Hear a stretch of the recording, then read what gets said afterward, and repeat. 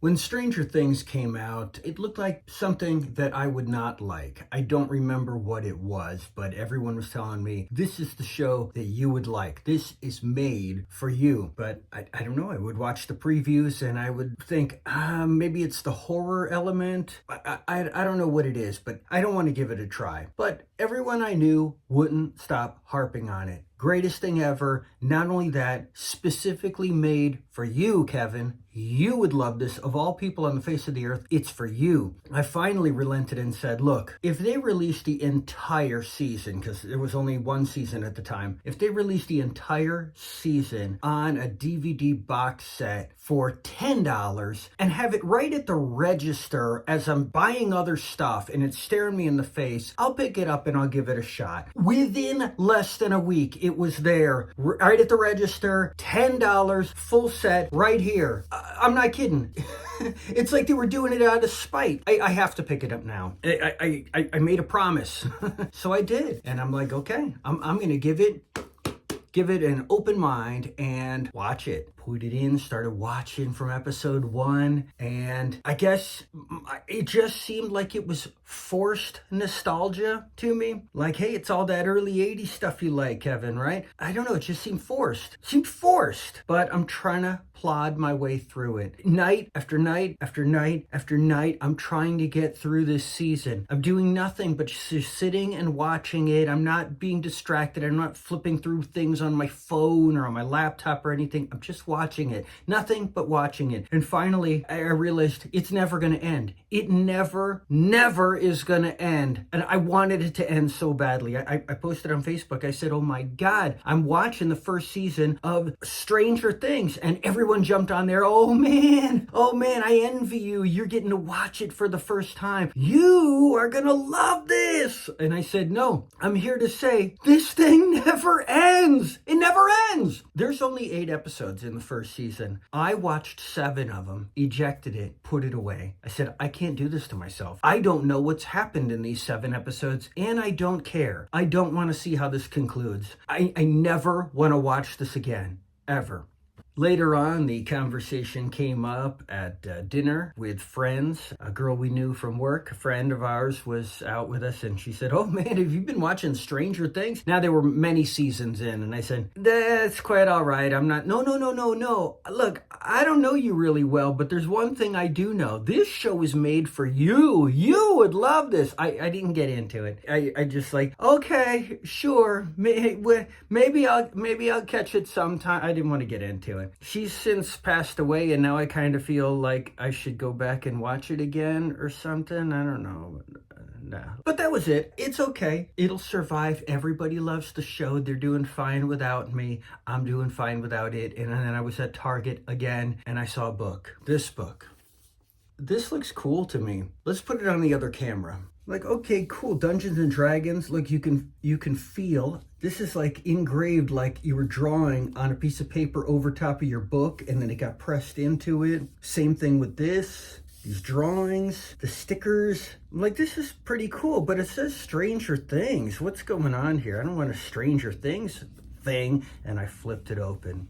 I was like, oh my God, these are my childhood drawings. These are my friends' childhood drawings. And then, of course, I'm recognizing the copied artwork from Dungeons and Dragons and the monster cards and stuff. But this is what we did. We would copy artwork right out of the books, and then we would do our own original art. And you've got the Dungeons and Dragons puffy stickers, the maps we would draw. Look, a colored pencil copy of the original basic set box.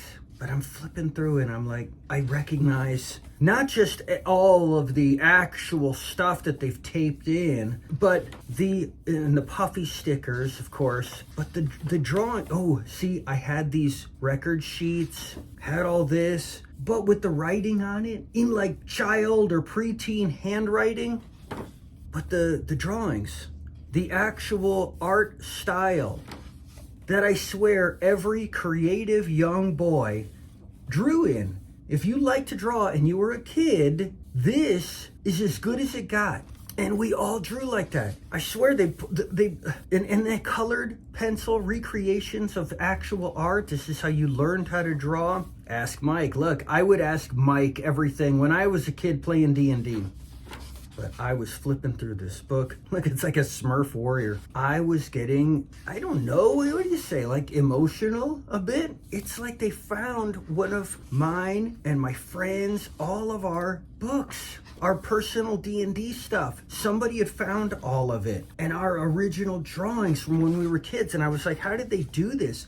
I get it. They got all this stuff from the books. They got the puffy stickers, the monster cards. But where did they get the drawings like we all used to draw? Did they hire a bunch of kids from the 80s to actually do artwork? You see, maybe the actors on the show came across as forced performances. Maybe I just didn't like them. Maybe the writing on how, when I was watching, I noticed they get the details wrong. Like it wasn't really written by somebody who lived through the 80s, just somebody who read a bunch of Wikipedia articles about the 80s instead. But you can't fake this. You can't fake the art style of an actual kid. I mean, not like this. You can draw like a kid, I guess, but this is how we all drew. And I don't know why it has such an effect on me, but seeing this old, because you don't see that type of artwork anywhere outside of your childhood, outside of your D&D table, outside of your friends that like comics. I had these character record sheets. And that's what I really wanted to know. I'm flipping through and I'm like, I don't care what it says on the pages. As I'm reading it, you can tell it's a computer font made to look like writing. It's probably all stuff from the show, I guess. They use character names from the show, I think, the different boys and stuff. Hawkins Post, I'm sure this is all stuff from the show. I don't care about the writing. It's just the drawings. It's just that they could reach into my childhood and find my drawings, my friends' drawings, and give them back to me in this book form. This actual, like, lost art style. Because you're not going to see a professional draw like this. You're not going to see artwork published like this anywhere. And you can't go back and be a kid and draw like this anymore. Hi, Mike. So who's the character Mike? That's cool. And this is kind of neat. I guess the Hellfire Club is a thing from the show or something. Is it based on the one from X-Men? I don't know. But I like all this.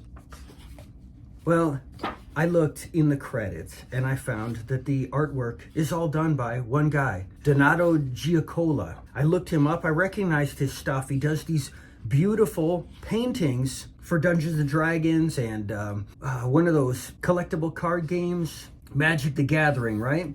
Look, this is even cool. He is a actual phenomenal artist, but you look at his paintings and it's like, there's no way he could fake drawing like a kid, but he did. He somehow was able to replicate that style. I don't know how. Was it his drawings of when he was a kid and he just saved them and he allowed them to publish it all in this book? I don't know. Maybe I'm not supposed to have the answers. Maybe I can just pretend that it's really mine and my friend's artwork. But you know what? Stranger Things actually had something for me. And it came in this book.